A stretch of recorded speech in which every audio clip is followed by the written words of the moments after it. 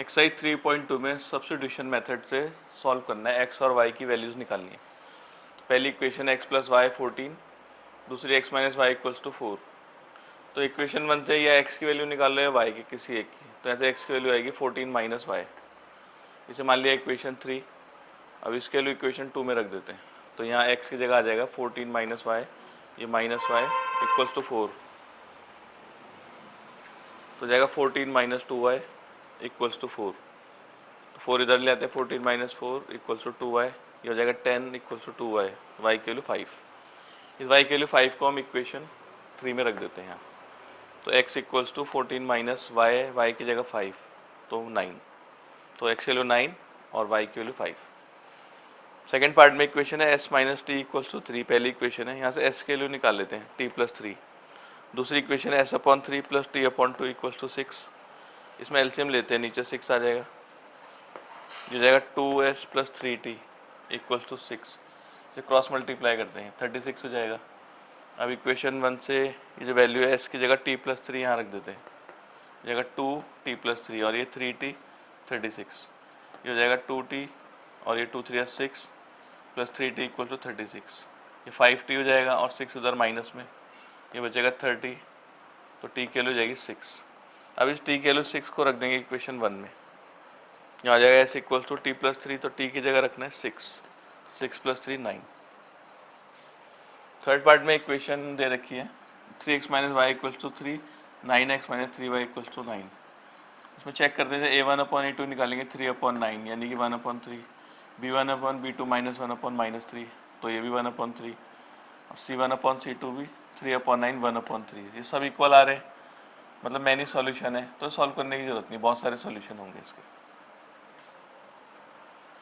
Fourth part में equation है 0.2x 0.3y 1.3, point हटा के नीचे 10, इसमें भी 10, इसमें भी 10, इन दोनों का एलसीएम ले लेते हैं, 10 आ जाएगा, ये 10 कैंसिल हो जाएगा, ये इक्वेशन आ जाएगी। यहाँ से हम एक्स के वैल्यू निकालते हैं, ये 3y उधर जाएगा 13 माइनस 3y और 2 नीचे, ये आ गई फर्स्ट इक्वेशन।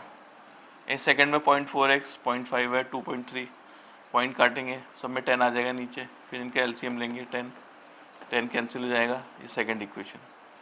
अब ये जो एक्स की वैल्यू निकाली थी इसमें रख देते हैं यहाँ पर 4, एक्स की जगह 13 minus 3y upon 2 plus 5y equal to 23, ये जाएगा 2 से कैंसिल कर देंगे, 2 टू 4, तो जाएगा 26 और ये 6y, ये 5y 23, तो 23 को उधर ले आते हैं, ये minus 6y plus 5y minus y आएगा और उधर ले जाके प्लस y, y की वैल्यू आ गई 3। अब इस y की वैल्यू को रख देंगे इक्वेशन 1 में यहाँ पर, तो 13 माइनस 3y है, तो 3 इंटू 3, y की वैल्यू 3 है, तो ये 9 हो जाएगा, 13 माइनस 9 4 और ये 2 टू 4, तो x की वैल्यू 2 आ जाएगी और y की वैल्यू 3 आ जाएगी। फिफ्थ पार्ट में दिया √2x plus √3y equals to 0, तो यहाँ से √2x equals to minus √3y और यहाँ एक्स की वैल्यू √2 नीचे आ जाएगा, फर्स्ट इक्वेशन।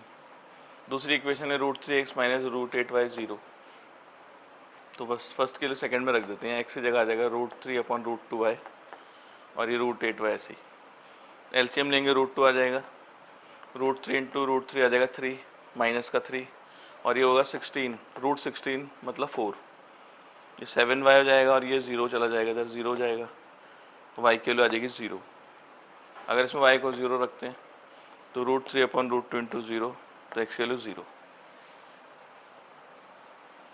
सिक्स पार्ट में इक्वेशन दे रखी है, पहली है, इसका एलसीएम लेते हैं, 6 आएगा, तो ये जाएगा, ये 9 हो जाएगा, 2 3 6, तो 3 3 9, फिर 3 2 6 होता है, तो 2 5 10 और ये -2, फिर क्रॉस मल्टीप्लाई करेंगे -12, तो 9x equals to 10y minus 12, 9 नीचे आ जाएगा, ये फर्स्ट इक्वेशन। दूसरी इक्वेशन दे रखी है x upon 3 y upon 2 13 upon 6, इसमें भी एलसीएम ले लेते हैं 6, तो ये जाएगा 2x प्लस 3y 13 अपॉन 6, ये कैंसिल, तो 2x plus 3y equal to 13, second equation.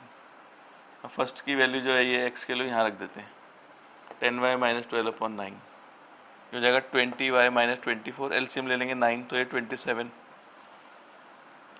इसे इधर मल्टीप्लाई करते हैं, 13 इंटू 9 117, ये 47 हो जाएगा, माइनस 24, फिर 24 को उधर ले जाएंगे और ये आ जाएगा 141, तो y की वैल्यू हो जाएगी 141 अपॉन 47 यानी 3, फिर इस y की वैल्यू को हम इक्वेशन 1 में रख देते हैं। यहाँ पर y की value x equals to 10 into 3 minus 12 upon 9 हो जाएगा 30 माइनस 12 18 अपॉन 9 तो 9 टू जा 18, तो x की वैल्यू आ गई 2, y की वैल्यू आ गई 3। क्वेश्चन 2 में इक्वेशन दिए 2x plus 3y equals to 11 और एक ये दिए। पहले हम x और y निकालेंगे सॉल्व करके। तो 2x plus 3y equals to 11 में इसको लिखते हैं, 3y उस तरफ ले गए, 11 माइनस 3y और 2 नीचे। इसकी वैल्यू फर्स्ट की वैल्यू इसमें रख देते हैं x की जगह। तो 2 into 11 minus 3y upon 2 minus 4y equals to minus 24। ये 2 कैंसिल हो जाएगा, 11 माइनस 3y माइनस 4y 24, तो ये 7y हो जाएगा। 24 को उधर लाते हैं प्लस 24 और ये 7y, ये 7y इक्वल्स टू 35, y की वैल्यू 5, 7 5 जो 35। इस y की वैल्यू को हम रखते हैं इक्वेशन यहाँ पर 1 में, x equals to 11 minus 3 into 5 upon 2, यहाँ पर 11 minus 15 upon 2 minus 4 upon 2 minus 2। तो x और y की वैल्यू आ गई। फिर एक इक्वेशन दे रखी इन्होंने y equals to mx plus 3, इसमें m की वैल्यू निकालनी है। तो हमने जो y की वैल्यू निकाली 5 वो यहाँ रख देते हैं और x की वैल्यू 2 रख देते हैं माइनस 2 और ये प्लस 3। तो 2m इक्वल्स टू 3 माइनस 5, तो 2m इक्वल्स टू माइनस 2, तो m की वैल्यू माइनस 1। थर्ड क्वेश्चन में बोला है कि दो नंबर हैं और उनका डिफरेंस है 26।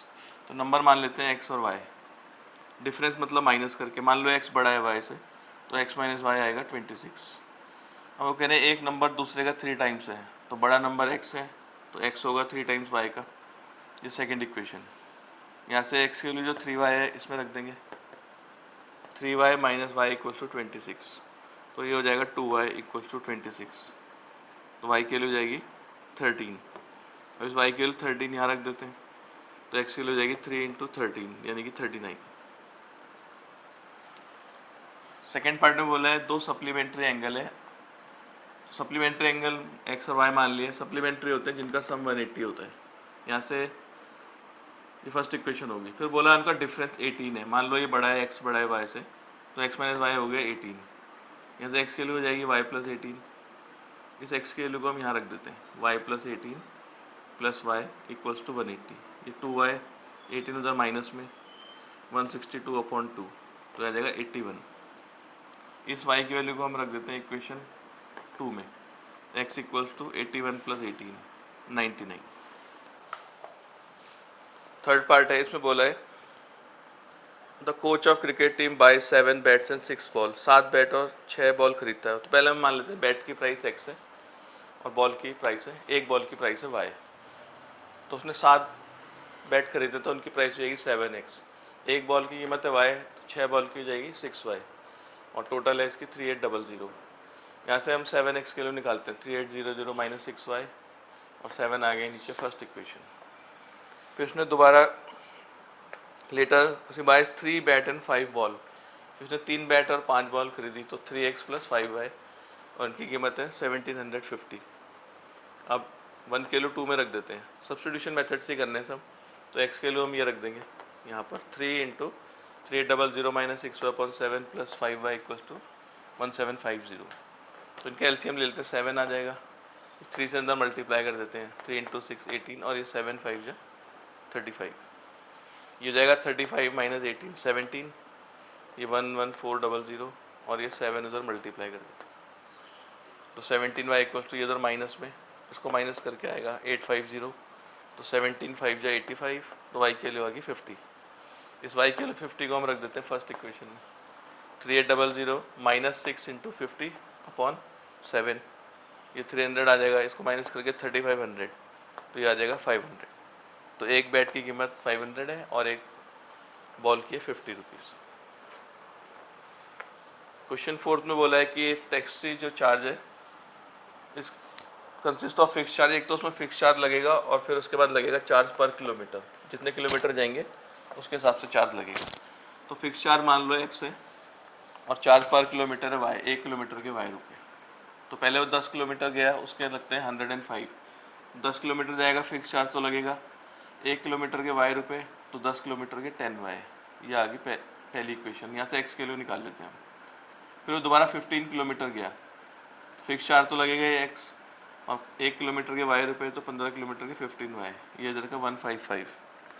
तो जो x के लिए निकालिए फर्स्ट से वो यहाँ रख देते हैं, 105 minus 10y plus 15y equals to 155। तो ये जाएगा 15 माइनस 10 5, और ये उधर माइनस हो जाएगा, तो 5y equals to 50, y equals to 10। अब इस y के लिए 10 को हम रख देते हैं इक्वेशन 1 में।